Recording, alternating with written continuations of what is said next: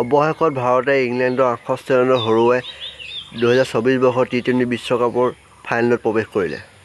England আৰু ইণ্ডিয়াৰ মাজত যি 2 নম্বৰ ছেমিফাইনেল হৈ আছিলে, প্ৰথমে বেটিং কৰি ইণ্ডিয়াই 171 ৰান কৰিছিলে 20 অভাৰত। ইণ্ডিয়াৰ বেটিং ভালেই কৰে, কোহলি ভাল খেলিব নোৱাৰিলে আজি। ৰোহিত শৰ্মা, সূৰ্যকুমাৰ, হাৰ্দিক পাণ্ডিয়া বৰ ধুনীয়া ইনিংছ খেলে।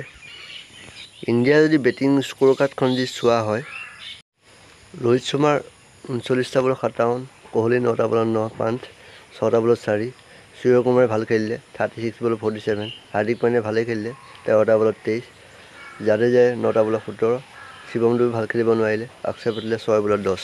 ইংলেণ্ডৰ বেটাৰসকলে ভাল পাৰফৰ্মেঞ্চ দেখাব নোৱাৰিলে, ইয়াৰ ফলত 17 অভাৰৰ ভিতৰতে অল উইকেট হৈ গ'ল, 103 ৰানহে কৰিব পাৰিলে।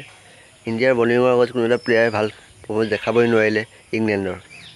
ইণ্ডিয়াৰ বলিং বৰ ধুনীয়া কৰে, অক্ষৰ পেটেলে, কুলদীপ যাদৱ তিনিটা উইকেট লয়।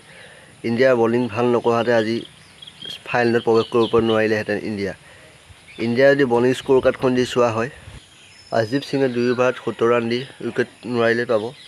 বুমৰাহে 2টা উইকেট পাইছে, 2 অভাৰ 4টা বল দি 12 ৰান দিছে। অক্ষৰ পেটেলে 4 অভাৰ দি 23 ৰান দি পেলাই 3টা উইকেট পালে। কুলদীপ যাদৱে 3টা উইকেট পালে 19 ৰান দি 4 অভাৰত। জাদেজাই 3 অভাৰত 16 ৰান দি উইকেট নাপালে। হাৰ্দিক পাণ্ডিয়াই 1 অভাৰত 14 ৰান দি উইকেট নাপালে। অৱশেষত ইণ্ডিয়ান টীম 2024 বৰ্ষৰ ৱৰ্ল্ড কাপৰ ফাইনেলত প্ৰৱেশ কৰিলে।